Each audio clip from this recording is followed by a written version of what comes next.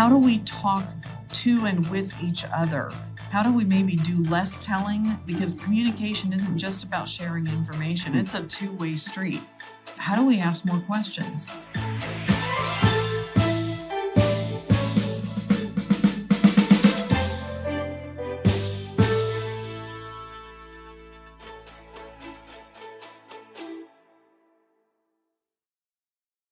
Welcome to Connect Live at Adventist Health.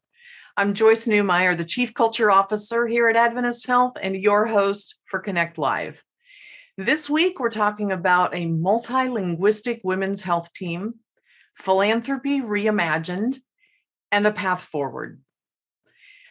There's a multi-linguistic women's health team at Adventist Health Delano. They take special pride in caring for women at every stage of their life. This month, they expanded their team by bringing on 3 new specialists in obstetrics and gynecology, not only with decades of medical expertise, but also with linguistic arts to connect with our diverse community. These 3 new physicians are, between them, fluent in English, Spanish, Hindi, Tamil, Tagalog, and Visayan. Adventist Health Delano is delighted to be able to meet the community's needs better with the addition of these talented physicians, and we welcome them to Adventist Health. Today, I'm delighted to welcome Betsy Chapin Taylor to join me. Welcome, Betsy. So glad you're here. Great to be here, Joyce. Thank you so much for inviting me.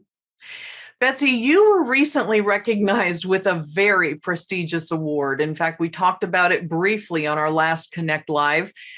You tend to downplay your personal accomplishments, but this is a really, really big deal. So please share with our viewers more about this award and why it's meaningful to your work at Adventist Health.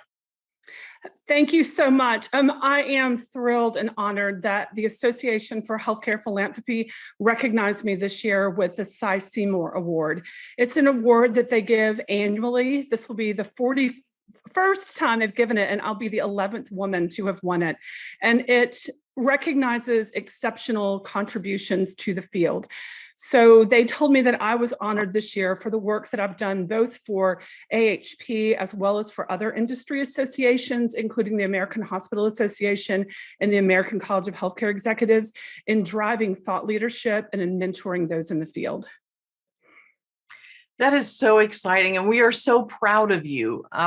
Betsy, I know the role of philanthropy is changing at Adventist Health. We have a very bold and innovative strategy, and philanthropy is now recalibrating, right? Yes. What does that mean, and how are we shifting our focus? Philanthropy has been an important part of the ministry of this organization for a long time. We know that there are donors who are excited about the work that we're doing and who want to be part of it. However, in the past, we've often invited them to be part of things that were extras or add-ons. Now we're asking them to be part of our most important strategic initiatives to help support care and well-being, both within our own footprint and within a larger scope across the United States and beyond. So I believe that we've now invited donors to be part of our very best work, to be part of truly transforming care and touching the lives of people in ways that was just beyond us before. We're also seeking to dramatically increase the amount of money we raise every year. Our hope is that we will raise $1 billion by 2030 from external investment from individuals, foundations, corporations, and governments. So we're best positioned to vibrantly fulfill our plans. Wow. So isn't asking for money like really hard? It sounds so uncomfortable to many people, but you make it sound like the best invitation anyone's ever received. So is that the difference between fundraising and true philanthropy? You know, Joyce, in some part, I believe it is. I know my entire career, people have said, oh, I cannot imagine how you raise money. That must be incredibly difficult. But I think that if we view fundraising as being transactional, we view philanthropy as being about values-driven partnerships. And so I feel like when we reach out to a donor and we ask them to stand shoulder to shoulder with us to achieve the good that we both have in mind, it's an invitation to relevance. It's an invitation invitation to purpose. I believe that it is something noble and beautiful. I always go back to the roots of the word philanthropy. It came from the Greek word philanthropia, which meant for love of humankind. I believe if philanthropy is an other-centered action that really is an expression of love, how could we not want to invite someone to be part of that? We know that healthcare equity is nowhere near where we want it to be. And perhaps inviting people to that can tug on some heartstrings. So how can philanthropy help make healthcare more equitable and more accessible? I think we have significant opportunities there. The 2020 pandemic was not a pandemic, it was a triple pandemic. It was not only a healthcare cause, it was a social justice cause where people realized that structural racism was pervasive. It was also an economic pandemic where so many people were challenged financially. And I believe coming out of that, there has been an elevated consciousness of the importance of addressing health equity, that is part of access. It is part of care. And so now I think donors are in a position to understand the issues better, and they're going to want to rise up and address it.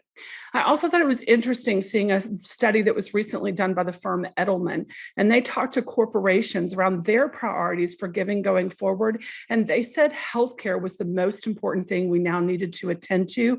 And they specifically called out equity and access. So I believe that what's happened over the last 18 months has really illuminated the situation and has raised our level of consciousness in a way that people are ready to respond like they were just not able to before.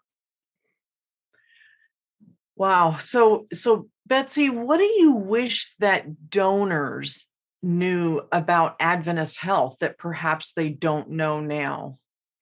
I think one thing that strikes me is that we are more than a collection of hospitals. We have a beautiful legacy of caring for people through our hospitals. That has been our traditional mode of care. But the vision that we have for the future is more expansive than that.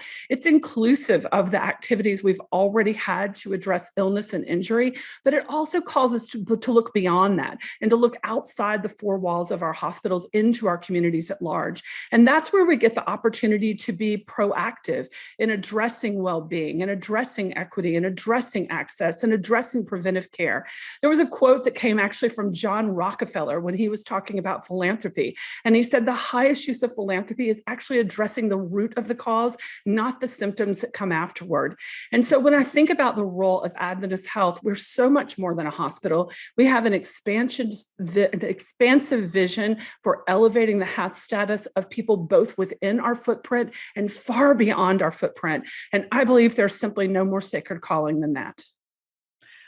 Betsy, you more than anybody I've ever known in my entire career make philanthropy sound like the most exciting profession. It's such an enabler to everything else that we do. I'm interested in, here's my last question for you. Yes. So what are your wildest dreams for philanthropy at Adventist Health?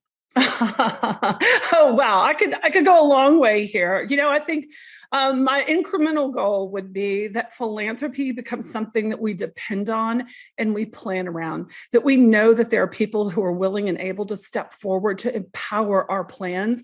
Beyond that, though, I would love to see a day that philanthropy is one of the major sources of driving our strategies, that it's not something that is secondary to revenue from our hospitals, but it stands right alongside revenue from our hospitals and our well-being initiatives as the way that we move things forward. I believe that philanthropy can be a catalyst to change. It can be a catalyst to elevating the work that we do. And so I hope that someday when we talk about philanthropy in the halls of Adventist Health, people will realize it's an everyone endeavor, that it takes all of us. We all have an opportunity to connect, to tell this story, and to be part of this vibrant circle of giving. That sounds so exciting.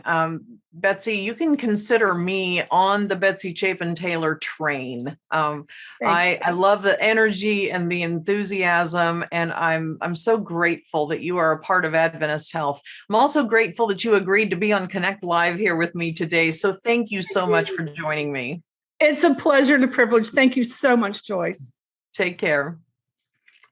Our final story today is about a path forward.